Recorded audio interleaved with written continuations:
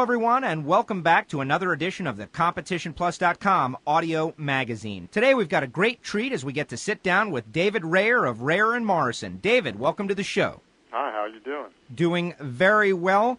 Anyone who has been following the NHRA for a long period of time knows reher-morrison. What's it like nowadays with pro stock being so competitive, you guys being such an old-school organization coming through the entire evolution of pro stock from the late 70s, 80s, 90s through today?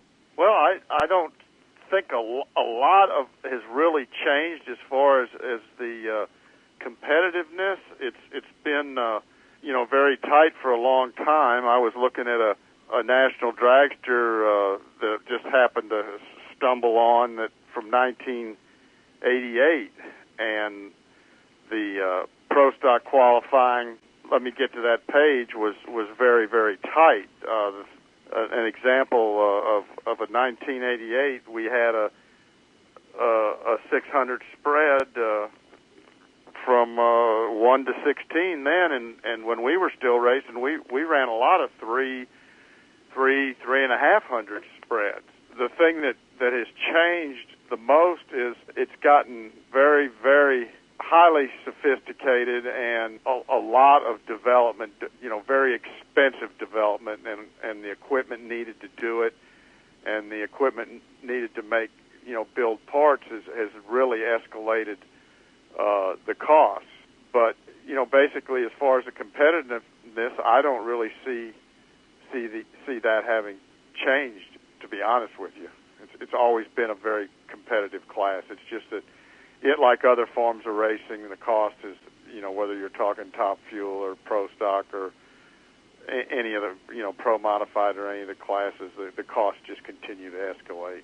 Would you say that a lot of that on-track competitiveness has moved into the engine shops, into areas that maybe in the past were left untouched, now to find those extra tenths of horsepower that separate winners from losers? Every team that wants to win has to go into those areas and wring every possibility out of these engines? I guess it may appear that way. I think it's just that it's much more, you're climbing this hill and you're getting to a plateau, and, you're looking for finer and finer things. Thousandths and hundredths are harder and harder to uncover. But it got that way, it's been headed that way from the beginning. GM was making this, we always, made heads from, raw castings, and they made the specialized blocks and raised cam. But, the valve spring technology has improved a lot. The valve train stuff has improved. A lot of spintrons are being used. There's more, I'd say, if anything, the biggest changes have been in the valve train, in the RPM capabilities, and that's that's something that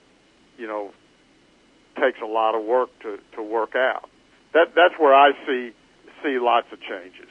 And it's just steadily headed that way. It's gotten there's more and more sophisticated equipment. Back in the 70s, we had a crude type of spin fixture that had a 460 Ford motor that, spun a small block, because we were running that at the time, and we looked at it with a strobe, a 60-cycle strobe, and just said, oh, that looks good, or this looks good, and obviously it's steadily evolved to, every little thing has gotten more sophisticated, especially no more different than equipment and CNC machines and all the all that type of thing, and all the electronics has advanced so much. So that's permitted a lot more detailed looking at things and looking at finer and finer points. And then another thing that's important with the valve train side of things is valve springs have advanced tremendously. The wire that's used, the types, the quality, the heat treating.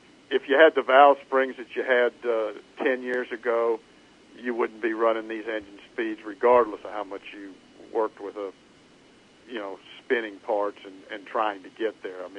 Everything's come hand in hand. It takes one to get the other. There's a little progress made one place, well, then something else has to make a little, or something gets ahead, then something can catch up to it. It's just, I see the development kind of similar. It's no different than if you look at, say, a modern airliner that burns half as much fuel as one that from the 60s. The speeds haven't changed, but the sophistication of because that's more of an aerodynamic thing. But they've had the jet engine around forever, and it just gets more and more sophisticated, and that's kind of what we're seeing in all areas. David, as a true pro stock guy, I'd love your opinion on the 500 cubic inch platform in general. There's been some discussion bantered around in the media, and people who love drag racing. It's been said by guys like Warren Johnson that the class is potentially stagnated. What are your thoughts related to the 500 cubic inch displacement that we have come to know and love in pro stock? Well, I guess that depends upon what you want to see pro stock cars running. I mean, you mentioned turbochargers and things like that. I mean, if you put a turbocharger on that type of engine, you're going to build a whole different kind of class of racing. I mean, you're going to build phenomenal horsepower. You're going to be saying, oh, okay, now I got 4,000 horsepower, and then it's going to be a whole different type of. I'd rather see it stay normally aspirated. I don't think you want to go boosted.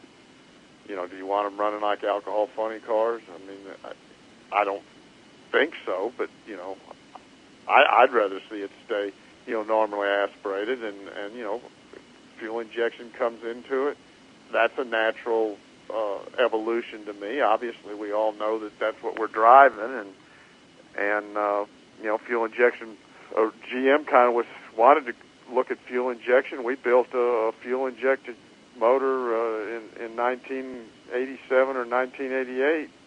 Sat around here for years. It was going to be something that NHRA was going to do real rapidly, and then they decided not to go that direction. I mean, it wasn't like current fuel injection. It was, at that time, using Bosch electronic stuff.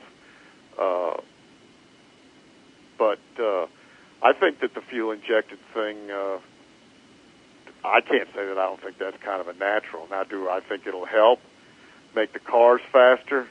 No, I don't think it'll make the cars any faster.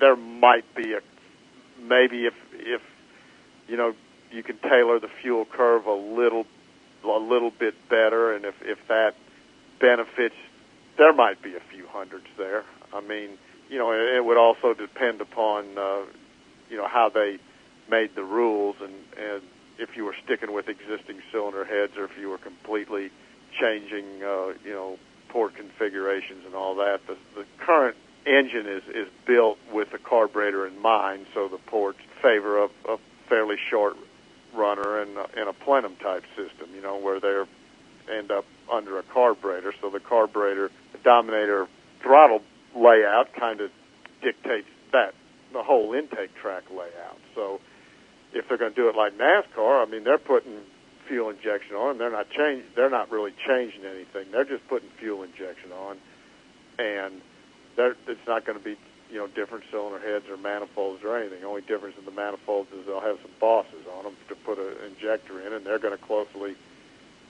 govern everything, and to them it's a way to even control it more than they are now. I mean, that way they'll be in charge of the electronic control modules, and they'll be dictating what the people can run, and now pro stock wouldn't. I don't see them doing it that way, but I don't know what people would want. I don't know if people would want to open it up enough where they were designing totally new engines, or if they just say, okay, we're going to put fuel injection on what we have. If they just put fuel injection on what they have, they're basically going to run the same. You might see a couple of hundreds here or there. We have, I don't see a lot in power numbers with fuel injection. We've run it in other classes, and I don't think you'd see big changes. So if you're looking for big changes in performance, you're not going to see it.